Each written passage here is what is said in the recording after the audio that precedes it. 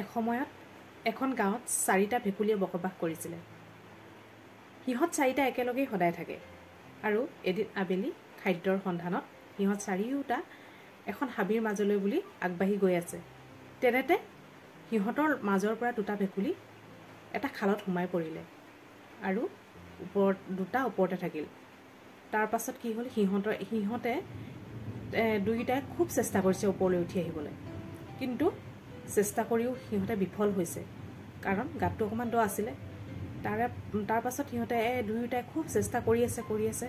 তাৰে ওপৰৰ পৰা কিন্তু সিহঁতৰ বন্ধুকেইজনে ওপৰত যি 2টা আছিলে ভেকুলী সিহঁতক খুব তিৰস্কাৰ কৰি আছে যে তহঁতে আৰু কেতিয়াও এই গাঁতটোৰ পৰা তহঁতে আৰু ওপৰলৈ উঠি আহিব নোৱাৰ। এই গাঁতটোৰ পৰা তহঁতে উঠি অহাটো ইমান সহজ নহয়, কাৰণ গাঁতটো অলপ দ আছিলে।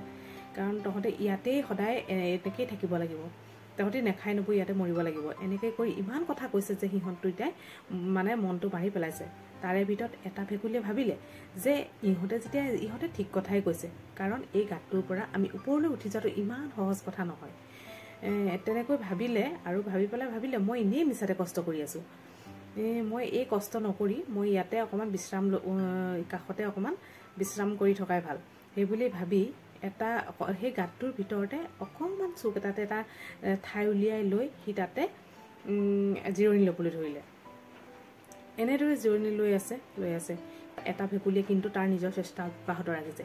ইমানেই নেৰানেপেৰা চেষ্টা কৰিছে যে ই এটাই ভাবিছে, মই আজি এই গাঁতটোৰ পৰা যেনেকেই নহওক উদ্ধাৰ হ'বই লাগিব। এতিয়া তাৰপিছত চেষ্টা কৰি আছে বাৰে প্ৰতি বিফল হয়, কিন্তু বহুবাৰ চেষ্টা কৰাৰ পিছত কিন্তু তেওঁৰ চেষ্টা মানে সফল হ'ল আৰু তেতিয়া লগৰ ওপৰত থকা ভেকুলীকেইটাই ভাবিলে, আমি ইমান কথা শুনালোঁ তাক, কিন্তু লগৰটোৱেতো জিৰণি ল'লেগৈ নোৱাৰোঁ বুলি, কিন্তু ই কেনেকৈ সফল হ'ল সেইবুলি ভাবি সিহঁতে মানে মনতে আচৰিত হ'ল মানে। তাৰপিছত এতিয়া ভাবকচোন আপোনালোকেও, এটা ভেকুলীটো সফল হ'বই নোৱাৰিলে, জিৰণি ল'লেগৈ, কিন্তু লগৰটোৱে যে এনেকৈ যে ইমান ধুনীয়াকৈ সফল হ'ল, ইমানবাৰ চেষ্টা কৰাৰ পিছতে সফল হ'ল, আপোনালোকে কিয় জানিলেনে? যিটো ভেকুলী উদ্ধাৰ হ'ল সেই ভেকুলীটোৱে কাণেৰে শুনা নাপাইছিলে। ওপৰৰ পৰা যে 2টা ভেকুলীয়ে ইমান বাধা দি আছে, বাধাৰ সৃষ্টি কৰি আছে, সেই কথাখিনি কিন্তু এই ভেকুলীটোৱে কাণেৰে শুনা পোৱা নাছিলে। সি কাৰণ কলা আছিলে। কাৰণ যেতিয়া এটা কথা বেলেগ এজনে বা নিজৰ বন্ধুৱে হওক বা কোনোবা আত্মীয় কোনোবাই হওক, যেতিয়া আগবাঢ়ি যোৱা মানুহ এটাক যেতিয়া বাৰে প্ৰতি বাধাৰ সৃষ্টি কৰিব, তেওঁ মগজুত সেই কথাটো সোমাই পৰিব যে মই কোনোদিন আৰু আগবাঢ়ি যাব নোৱাৰিম বা মই ইয়াতেই থাকিব লাগিব।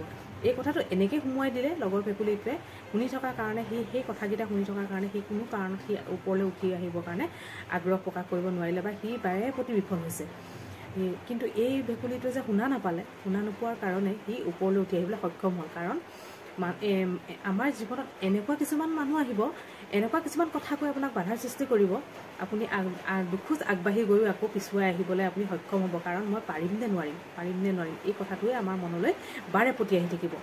সেয়েহে ভাবকচোন, আজিৰ যুগত যদি কেনেবাকৈ আপুনি আনৰ কথা শুনিছে বা এই ভেকুলীটোৰ নিচিনা পৰিস্থিতিৰ সন্মুখীন হ'ব, যদি কেনেবাকৈ আপুনি আনৰ কথা শুনিছে বা এই ভেকুলীটোৰ নিচিনা পৰিস্থিতিৰ সন্মুখীন হ'ব, সেয়েহে কেতিয়াও এই ভেকুলীটোৰ নিচিনা হ'বলৈ এখন কাণ কলা কৰি কোনোবাই যদি কিবা কয় বা কাণে নুশুনাকৈ আমি আগবাঢ়ি যাব লাগিব। কাৰণ এই পৃথিৱীত বাধাৰ সৃষ্টি কৰা মানুহৰ কোনো অভাৱ নহ'ব। সেয়েহে এই কাহিনীটোৰ পৰা ইয়াকে বুজোৱা গৈছে।